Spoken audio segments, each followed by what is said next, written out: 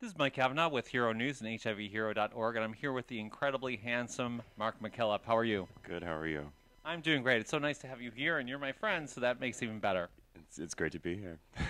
So, Mark, tell me, where are you from? Originally from Vancouver, Canada. Okay, I love Vancouver.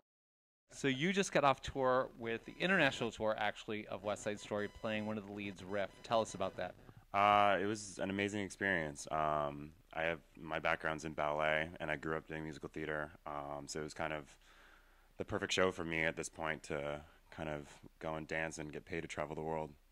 It's very challenging, the dancing in that show. So how was it doing it all those times a week? I mean, it depended on the week. We were really spoiled. In the first leg of the tour, we only had 5 shows a week in some of the cities. But towards the end of the tour, we were doing 8, 10, sometimes 11 shows a week. It was hard. You had to really, I mean, you have to take care of yourself. It's a hard show to get through every night. It's one of my favorite shows. It's some of the most beautiful music in the world, don't you think? I mean, they say it's one of the most perfect Broadway musicals ever written. You know, people don't know that it was a failure when it first started, and then it became a hit afterwards. Well, it was originally East Side Story, and it was supposed to be a fight between the Catholics and the Jews. Really? And then it was rewritten to be West Side Story, the Puerto Ricans and the Jets. All right. See, I learned something today. How about that? That's terrific.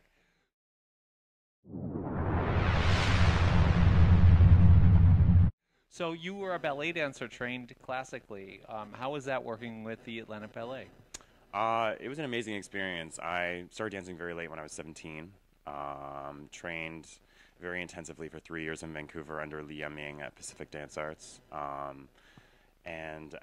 spent summers with Boston Ballet and ABT here in New York before I got the job in Atlanta. And I was still very fresh, so I learned a lot being in that environment. And it was kind of sink or swim for me. So I was just kind of thrown into that world and picked it up pretty quickly. But it was challenging, but it was an amazing experience. Did you miss doing ballet?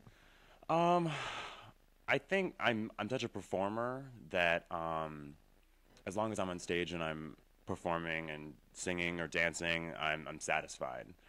So I think at that point in my life, those 6 years that I was dancing, strictly ballet, satisfied me because I was performing. And now that I'm in a different genre of acting, singing, dancing, it still satisfies me. So I do miss dancing classically, although I'm not sure company work is necessarily where I want to be going in the future.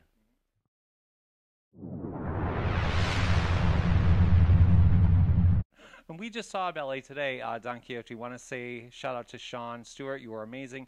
And please go support ABT. It's just an amazing organization. Go see a ballet today.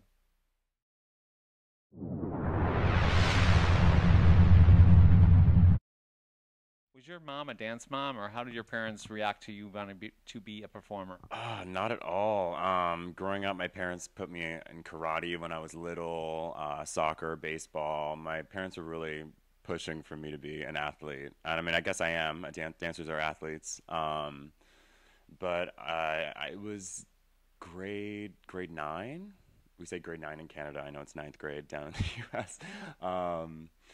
Me and my friend Stephanie were watching Center Stage and Billy Elliot and inspired to dance, and I was the only one that actually went and pursued it. And I asked my parents if I could dance, and my parents were like, "We're not paying for it." So I mean, my parents, like, I don't know, they kind of pushed us to do, like, they let us do our own thing, and if we wanted to do it, we paid for it. So I got a job. My very first job ever was at McDonald's, making fries and burgers. But I mean, I saved up enough money and started taking class and got scholarships to train with Boston Ballet and ABT. So I did it all myself. So my parents didn't really, she definitely wasn't a dance mom, but I think as soon as she started seeing these achievements, she started realizing, oh, maybe this is something that he might be good at. So they actually flew down to Atlanta when I danced my first principal role as Paris in Romeo and Juliet. So they got to see that. So that was nice. It was nice to show them that all this stuff that I was working for, was actually happening. All right, so see that, people? You can make your dreams come true. You don't have to rely on anyone else. This guy slung burgers for a living, ended up becoming a successful person living in New York. No, I had perfect skin until I started working at McDonald's, and then it just went to shit. Okay, so there you go. Don't try and work someplace healthier than McDonald's for your skin tone.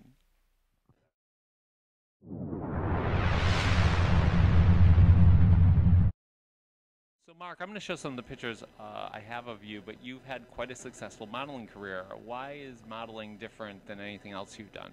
I mean, for me, it's another form of acting. I mean, every day on set, it's something different.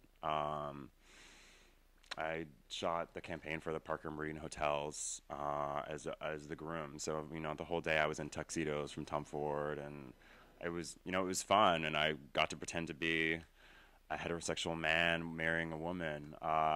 So it was fun. But I mean, the next day you can, be in tighty whities, just wearing underwear, and it's fun. It's different. Every day is different. It's just, I mean, it doesn't completely. I mean, being an actor, a singer, a dancer. I mean, there's so many different roles that you play. So I think it was just a different avenue for me that was fun to explore.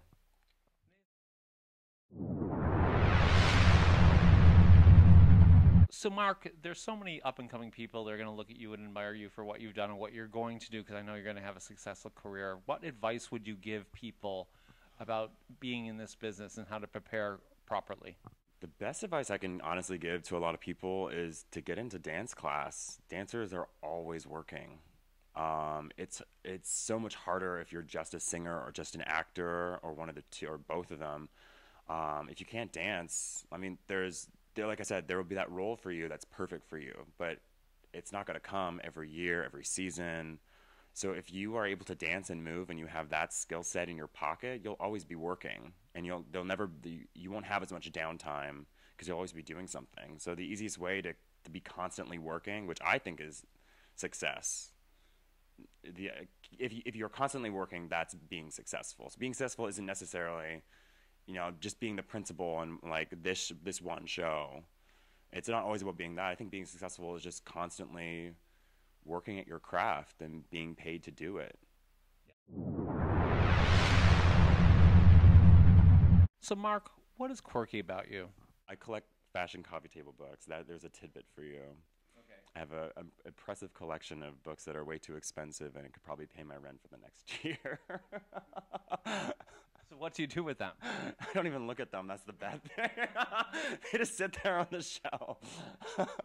So when you're bored at Mark's house, you just go over and pick up a coffee table book and you can come and look at them. I'm not. I don't have time. I'm running around way too much. Okay, well, I know what to get you for your birthday. Awesome.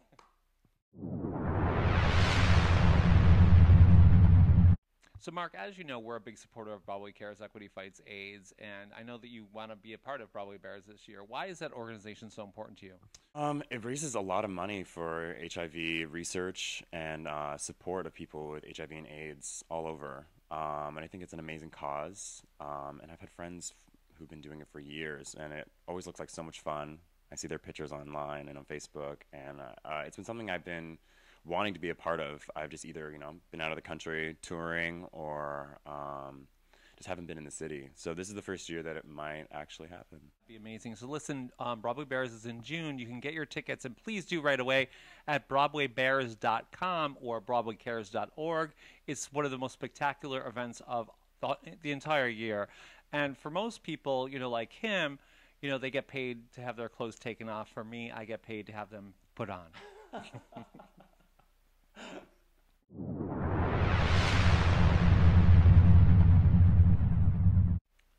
So, Mark, as you know, we're a site for newly diagnosed and people living with HIV. Do you have a message about the importance of being safe and protected, especially to young people like yourselves? I think, I mean, I didn't grow up, through the Stonewall era or the AIDS epidemic. I think so many people in the generation before us experienced that and lost so many friends to AIDS and HIV.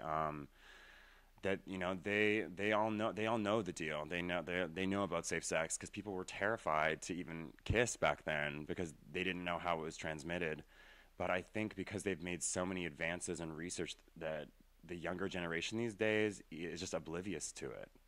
I think, I mean, the great thing about your website and Broadway Cares Equity Fights AIDS is that they're really putting that message out there that safe sex is so important, because if we're not careful, that could sweep back. And so, I mean, they say that it's on the rise again. People are being diagnosed with HIV at a much faster rate than in previous years. So I think education is probably the most important thing, just to get it out there to people that you do need to protect yourself and you do need to be safe and make smart choices. Our slogan is condoms are hot. Do you think condoms are hot? Condoms are sexy. Say it again. Condoms are sexy. They are. And listen, people don't realize that 5,000 people in the United States alone die of HIV complications every year. This isn't going away. So you really need to protect yourself for yourself and your partners. Also, I want to mention that The Normal Heart is going to be on HBO. Our good friend Matt Bomer, who's a really great person in our community, is one of the stars of that. It's going to be a fantastic, fantastic thing. So if you don't have HBO, please go and find a friend, have a party, watch that together. It's a really important piece of work.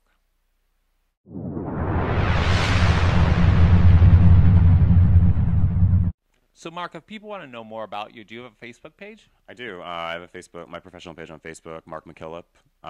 You can search me there. Or you can follow me on Instagram, one word, Mark MacKillop, or on Twitter @Mark_MacKillop. Okay, we're going to put that like here on Magic. If you want to find more about this fascinating guy, please follow him. He's a great guy and a great friend. And again, I want to thank you so much for being our Broadway hero for May. Summer is here. Spring has sprung.